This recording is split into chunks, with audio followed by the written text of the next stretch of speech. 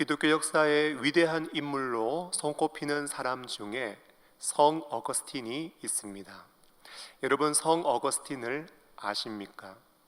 그는 이교도였던 아버지와 그리스도인이었던 어머니 사이에서 태어났습니다. 어머니의 간절한 바람과 기대와는 다르게 어거스틴은 그리스도인이 아닌 만이 교도가 되었고요. 하나님의 말씀보다는 수사학과 철학에 더 심취했습니다. 그리고 지금 그가 듣고 있는 성자라는 칭호에 어울리지 않게 노예 출신 여인과 동거도 하고 다른 여인과 약혼도 하고 약혼 기간에 다른 여인과 가까이 하는 등의 그의 인생은 방탕과 방황의 연속이었습니다. 그러던 그의 인생 가운데 32살이 되던 해 어느 날 펴서 읽어라 라는 소리가 계시처럼 그에게 들려왔고, 그는 하나님의 말씀을 펼쳐서 그 말씀을 읽었는데 그 말씀은 로마서 13장 14절의 말씀이었고, 어거스틴은 그 말씀을 읽는 순간 말씀 앞에 엎드려 눈물로 회개했습니다.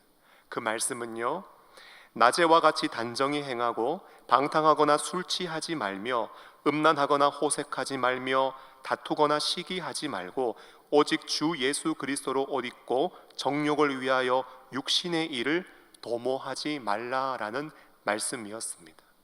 그 말씀이 성령과 함께 어거스틴의 심령 가운데 강력하게 역사하여서 하나님 앞에 단정하지 못하고 방탕했던 그의 삶을 회개와 회심으로 인도했던 것입니다.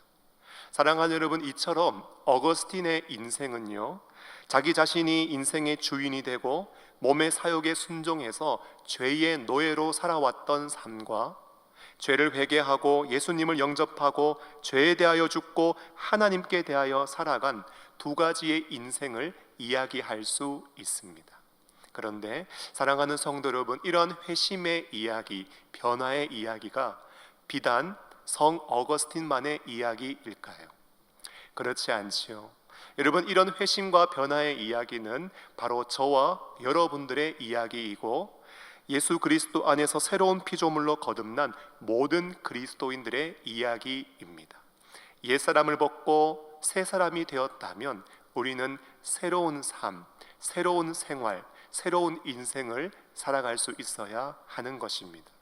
여러분, 오늘 본문은요, 새 사람으로서 그리스도인의 바른 삶을 우리에게 교훈해 주고 있고요, 옛사람을 벗고 새 사람을 입은 우리가 구체적으로 이웃과 관계에서 어떻게 살아가야 하는지 교훈해 주고 있습니다. 저는 오늘 말씀을 통하여 4가지 부분을 좀 말씀드리고 우리가 왜 이렇게 살아가야 하는지 이유를 함께 상고하며 하나님 앞에 은혜를 구하며 기도하는 은혜로운 밤이 될 수 있기를 간절히 소원하는데요, 첫째로 여러분, 거짓을 버려야 합니다. 여러분, 옛사람을 벗고 새사람을 입은 사람은요, 거짓을 버려야 하고 진실해야 하고 정직해야 하고 참된 것을 말해야 합니다. 왜요? 우리가 도덕적이고 윤리적인 사람이기 때문에 그렇지 않죠. 우리가 옛사람을 벗은 새 사람이기 때문이고 우리가 지체가 되었기 때문입니다.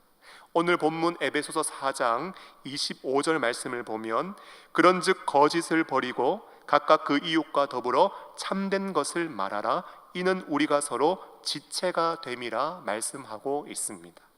여러분, 10계명 중에 9계명을 보면 내 이웃에 대하여 거짓 증거하지 말라고 말씀합니다. 여러분, 이 말씀의 1차적인 의미는요, 재판석상에서 거짓 증언, 위증을 금지하는 것입니다. 그런데 이 말씀은, 이 계명은 재판석상뿐만 아니라 우리가 살아가는 공동체와 우리 사회를 유지하는 정말 중요한 원리를 담고 있습니다. 여러분, 서로 다른 환경, 서로 다른 조건 속에서 자라난 사람들이 지체를 이루고 공동체를 이루고 사회를 이루며 살아갈 때 가장 중요하며 절대적으로 필요한 것이 있다면 그것은 바로 신뢰입니다.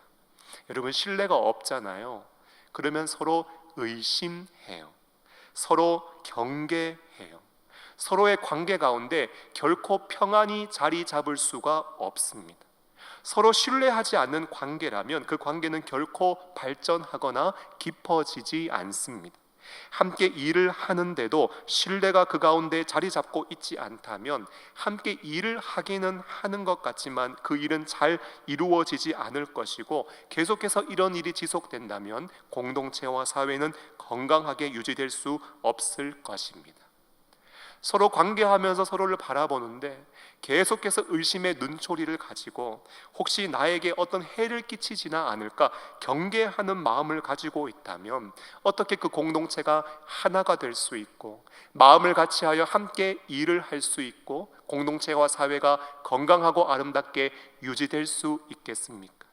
그러므로 거짓이라는 것은요, 개인과 개인과의 신뢰 관계를 깨뜨리고 사람과 사람과의 관계를 병들게 만들고 공동체와 사회를 파괴하고 부서뜨리는 정말 심각한 죄인 것입니다.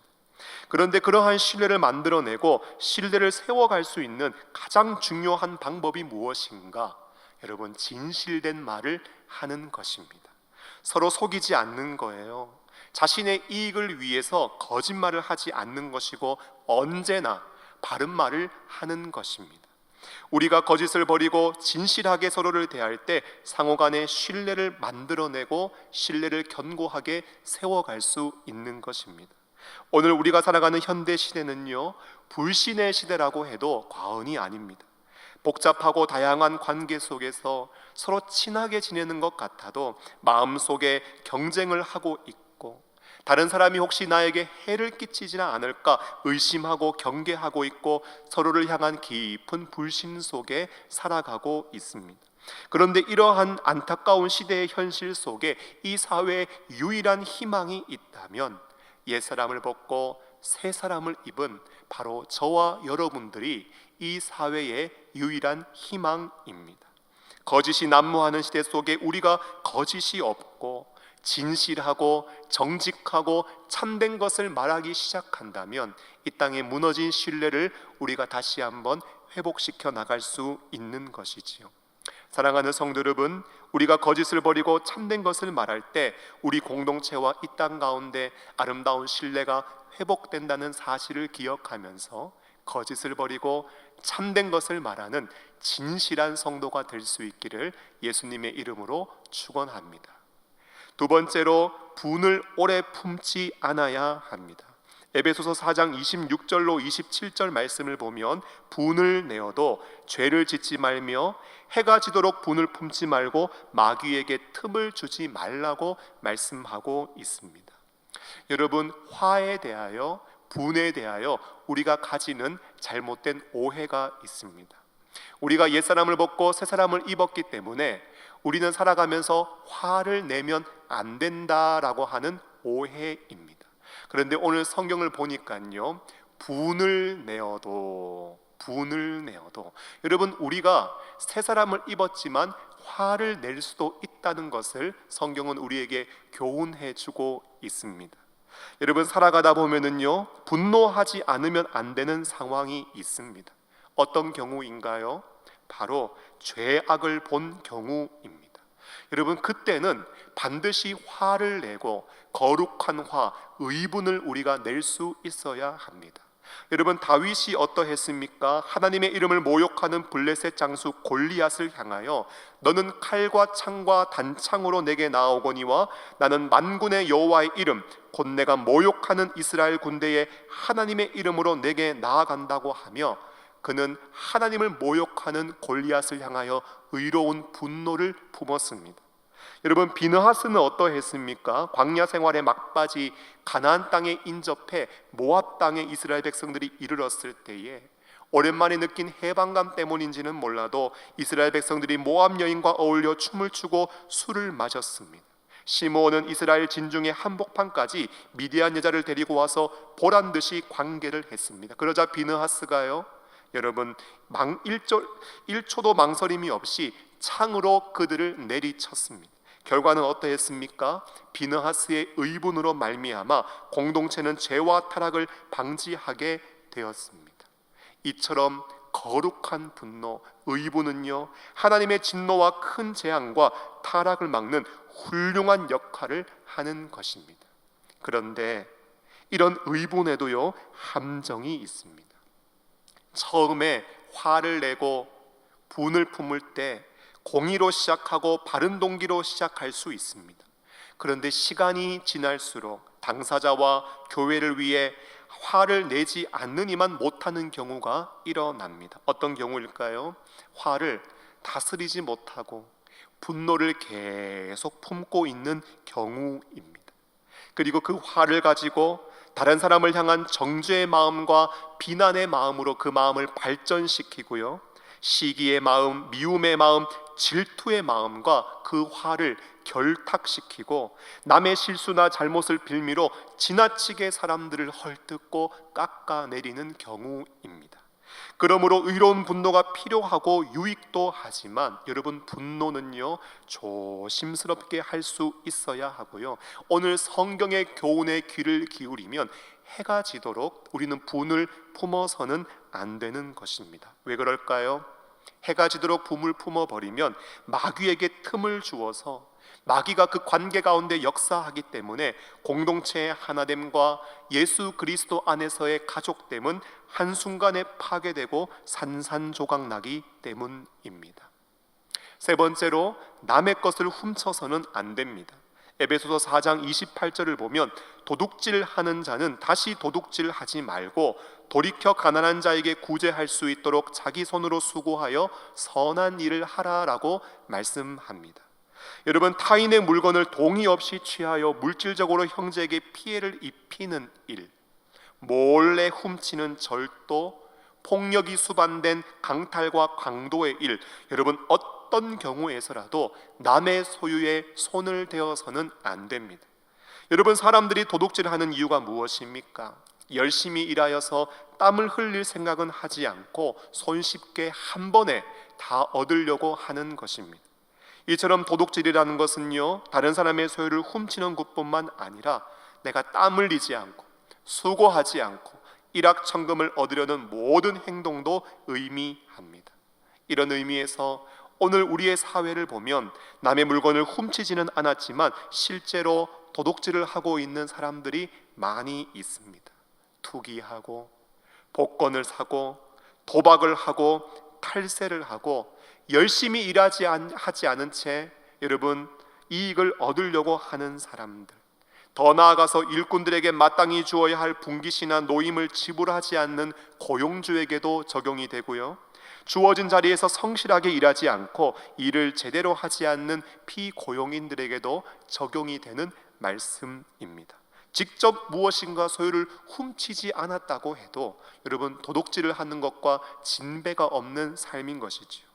사랑하는 성도 여러분, 땀 흘려 일하지 않고 무엇인가 얻으려고 하는 모든 행위는요, 옛사람 벗고 새사람을 입었다면 반드시 버릴 수 있어야 합니다.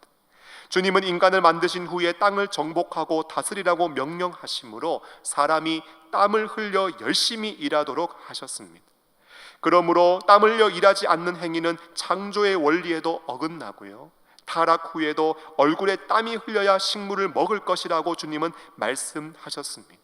하나님은 우리가 땀을 흘려 열심히 최선 다해 성실히 일해서 얻는 대가, 주님은 그것을 기뻐하시는 것입니다. 그런데 성경은요, 여기에만 멈추지 않습니다. 남의 것을 훔치지 마라, 도둑질을 금지하는 것으로 교훈을 중단하지 않습니다. 더 나아가서 이제는 자기 손으로 수고하여서 일하기 시작하여 자신의 생계비를 벌라라는 것입니다. 더 나아가서 선한 일을 하래요. 가난한 자에게 나누어 주고 베풀어 주고 흘려보낼 수 있는 차원까지 나아가라는 것입니다. 우리가 정말 옛사람을 벗고 새사람을 입었다면 도둑질을 멈출 뿐만 아니라 이제는 나의 손으로 수고하고 땀 흘려서 내 자신과 또 우리의 가족들을 부양할 수 있어야 하고, 어려운 가족들에게, 또 힘든 지체들에게, 가난한 사람들에게 많은 것은 아니라 할지라도 손을 펴서 흘려보내고 나누고 보내고 베풀어 줄 수 있는 자선가의 삶을 살아야 한다고 우리에게 가르쳐주고 있는 것입니다. 여러분, 우리가 각자의 부르신 자리에서 최선을 다하여서 열심히 땀 흘려 수고하여 여러분 우리의 삶을 다스려가기 시작하고 또 하나님이 주신 그 소득의 이익을 가지고 다른 사람들에게 나누고 주고 베풀어 주기 시작할 때 공동체와 이 사회는 더욱더 풍성해지고 부유해질 수 있는 것입니다. 마지막으로 선한 말을 해야 합니다. 에베소서 4장 29절 말씀을 보면 무릇 더러운 말은 너희 입 밖에도 내지 말고 오직 덕을 세우는데 소용되는 대로 선한 말을 하여 듣는 자들에게 은혜를 끼치게 하라라고 말씀합니다. 여러분, 말이요 정말 중요합니다. 야고보서 3장 6절을 보면 혀는 곧 불이요 불의의 세계라 온몸을 더럽히고 삶의 수레를 불살라 버린다고 말씀합니다. 여러분, 말 자체가요 몸을 더럽힌대요. 그리고 우리의 모든 인생을 다 불살라 버린대요. 또 야고보서 3장 8절을 보면 혀는 능히 길들일 사람이 없고 쉬지 아니하는 악이요 죽이는 독이 가득한 것이라고 우리의 혀와 우리의 말과 우리의 언어 생활에 대하여 경계시키고 있습니다. 옛사람을 벗고 우리가 새사람을 입게 되었습니다. 여러분, 어떤 말 해야 할까요? 우리가 정직하지 못한 말, 불친절하거나 거친 말, 세속적이고 속된 말을 우리 입에 담으면 그 말들은 어떤 방식으로든 다른 사람들에게 상처와 아픔을 주고 건강한 관계를 다 파괴해 버립니다. 우리는 어떤 말 해야 될까요? 상처 주는 말이 아니라 위로하는 말, 격려하는 말, 칭찬하는 말, 응원하는 말, 힘을 북돋워 주는 말, 세워주는 말, 우리는 이런 언어 생활을 할 수 있어야 합니다. 그래야 덕을 세우게 되고 듣는 자들에게 하나님의 선한 은혜를 끼칠 수 있는 것이지요. 사랑하는 성도 여러분, 지금까지 저와 여러분들은 말씀을 통해서 거짓과 분노와 도둑질과 말에 대한 교훈을 받았습니다. 여러분, 정직하게 사십시오. 화를 낼 수는 있지만 너무 오랫동안 분을 품지 마십시오. 훔치는 것이 아니라 부르신 자리에서 땀 흘려 열심히 수고하시고 하나님이 주시는 은혜가 있다면 그 은혜를 나누고 베풀고 흘려보내시고 그리고 선한 말을 통하여 사람들을 세워가는, 덕을 세워가는 아름다운 말을 하는 지혜로운 믿음의 사람들이 되십시오. 그런데요, 여러분, 우리가 왜 이런 삶을 살아가야 할까요? 우리가 왜 이런 삶을 살지 않으면 안 되는 것일까요? 가장 우선되는 이유는 우리가 옛사람을 벗고 새사람을 입었기 때문일 것입니다. 또 하나의 이유를 찾는다면, 그렇게 살지 않는다면 마귀가 우리 사이에 틈을 타서 역사함으로 모든 관계들이 다 깨어지고 모든 관계들이 다 무너지게 될 것입니다. 하지만 오늘 이 밤에 우리가 정말 주목하고 싶은 중요한 이유가 하나 있습니다. 여러분, 우리가 이런 삶을 살지 않는다면 성령께서 우리 안에서 근심하시기 때문입니다. 여러분, 에베소서 4장 30절의 말씀을 보면은요, 하나님의 성령을 근심하게 하지 말라, 그 안에서 너희가 구원의 날까지 인치심을 받았다고 말씀합니다. 여러분, 성령 하나님은 어떤 분이십니까? 삼위 하나님 중에 한 분이시지요. 오순절 성령 강림하심으로 이 땅의 교회가 세워지게 되었습니다. 성령은 사도들을 통해 선교 사역에 역사하셨고 믿는 자들에게 능력을 베푸시고 은사를 나누어 주시며 놀라운 기적을 일으켜 내십니다. 여러분, 이 모든 것은요, 성령에 대한 올바른 이해입니다. 그러나 성령에 대한 이해에 있어 가장 핵심은요, 성령은 우리 각자의 심령 가운데 내주하시면서 우리의 삶을 다스리시고 우리의 삶을 이끄시고 인도하시는 우리의 주권자가 되신다는 사실입니다. 은사와 능력을 주실 뿐만 아니라 우리 가운데 내주하시면서 우리의 인생의 주인이 되셔서 우리의 삶을 이끄시고 인도해 가신다는 것이지요. 여러분, 구약 시대에는요, 특별한 사역자에게만 성령이 임했습니다. 그러나 신약 시대는 구분이 없어요. 선지자 요엘의 말씀을 들어보면 요엘서 2장 28절에 그 후에 내가 내 영을 만민에게 부어주겠다고 말씀하셨고, 요엘서 2장 29절을 보면 그때 내가 또 내 영을 남종과 여종에게 부어줄 것이다 라고 말씀하셨고, 오순절 성령은요 각 사람 위에 임하게 되었습니다. 여러분, 의미가 무엇일까요? 성령은 믿는 자들 안에서 내주하시면서 그들의 심령과 그들의 인생과 삶을 주관하시고 다스리시며 그 심령과 삶을 이끄시고 인도하신다라는 것입니다. 그러므로 옛사람을 벗고 새사람을 입은 우리 믿는 사람들, 그리스도인들에게는요, 성령이 그에게 주인이 되시고 성령이 그 인생을 주도하고 있다라는 것이 우리의 삶에 여실히 나타나야 하는 것입니다. 여러분, 새 사람을 입은 사람은 더 이상 자신이 인생의 주인이 아닌 거예요. 성령님은 그저 단순히 구경꾼이 아니라 우리에게 임하신 분이시고, 단지 거처할 것이 없어서 우리에게 오신 분이 아니라 우리가 주님이 원하시는 삶으로 우리를 이끄시고 인도하시기 위하여 우리에게 오신 하나님이십니다. 새 사람을 입었다고 하지만 여전히 자신의 생애의 크고 작은 일들을 자신의 주관을 따라 결정하고 자신의 정욕을 따라 결정하며 편의에 따라서 선택하며 살아간다면 여러분, 우리 안에 계시는 성령께서 하실 일이 무엇이겠습니까? 주님의 인도하심을 받지 않은 채, 말씀 앞에 주님의 다스림을 받지 못한 채 여전히 죄악 가운데 거짓을 말하고 계속해서 분을 품고 있고 훔치고 있으며 거친 말을 하고 있다면 어떻게 우리 안에 계시는 성령 하나님께서 기뻐하시겠습니까? 사랑하는 여러분, 오늘 하나님이 우리를 향하여 주목하시는 것은 우리가 얼마나 교회를 오래 다녔는가가 아닙니다. 우리가 어떤 직분을 받았는가도 아닙니다. 경건 생활을 얼마나 하고 있는지, 성경을 몇 장 읽고 기도 생활을 얼마나 오래 하고 있는지가 아니에요. 옛사람을 벗고 새 사람을 입은 사람으로서 새 생명을 얻은 자로 새로운 생활을 하고 있는가? 말씀과 성령의 인도하심을 따라서 거짓을 버리고 정직하게 살기 위해서 몸부림을 치고 내 안에 화가 일어나고 거룩한 분노가 일어나지만 그 분노를 오랫동안 품지 않으며 이제는 남의 것을 훔치는 것이 아니라 나를 부르신 자리에서 성실하게 행하면서 다른 사람들에게 작은 것이라도 나누고 베풀어 줄 수 있는 사람, 선한 말을 통하여서 덕을 세우고 은혜를 끼칠 수 있는 사람, 그런 사람으로 우리가 삶을 살아가고 있는가? 여러분, 이것이 바로 주님이 우리를 향한 관심이요, 주님이 정말 주목해 보시는 우리의 심령의 상태인 것입니다. 사랑하는 여러분, 말씀을 맺고자 합니다. 오늘 말씀 앞에 저와 여러분들의 심령을 돌아볼 수 있기를 원합니다. 우리는 성령을 근심하게 만드는 사람입니까? 아니면 성령의 기쁨과 즐거움을 드리는 사람입니까?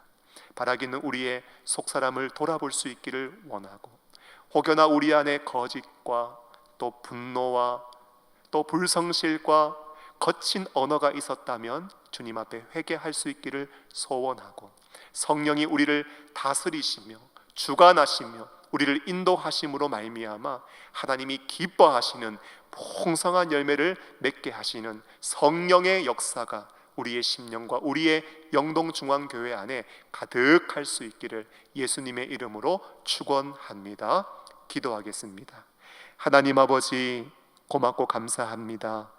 금요 기도회로 우리를 인도하여 주시고 말씀을 통하여 새로운 생명을 얻은 자로 새로운 생활과 새로운 삶으로 우리를 인도해 주심을 감사합니다. 옛사람을 벗고 새사람을 입었지만 우리 안에 거짓된 모습이 있었다면 십자가의 보혈로 덮어주시고 다시 한번 정직한 삶으로 세워질 수 있도록 은혜를 베풀어 주옵소서. 하나님, 분을 오랫동안 품지 않는 사람 되게 하여 주시고 다른 사람의 물건을 훔치는 것이 아니라 부르신 자리에서 성실히 살아가며 작은 것이라도 가난하고 어렵고 힘든 지체들을 향하여 나누어 주고 베풀어 주고 흘려보낼 수 있는 사람, 거친 말이 아니라 선한 말을 통하여 덕을 세워가며 사람들을 세워가며 은혜를 끼칠 수 있는 아름다운 믿음의 사람들이 되게 하여 주시옵소서. 오늘 우리의 심령을 돌아보아 성령을 근심케 한 모습이 있었다면 주님 앞에 자복하게 하여 주시고, 다시 한번 십자가의 보혈로 정결함을 입고 하나님이 기뻐하시는 풍성한 열매를 맺어가는 아름다운 믿음의 사람들이 되게 하여 주시옵소서. 이 밤에도 교회를 위하여, 연약한 자를 위하여, 어려움 중에 있는 이 나라와 전 세계를 위하여 우리가 가지고 있는 많은 기도의 제목들을 하나님 앞에 아뢰며 간구할 것인데, 하늘 문 열어주시고 아름다운 응답으로 함께하여 주시옵소서. 예수 그리스도의 이름으로 간절히 기도하옵나이다. 아멘.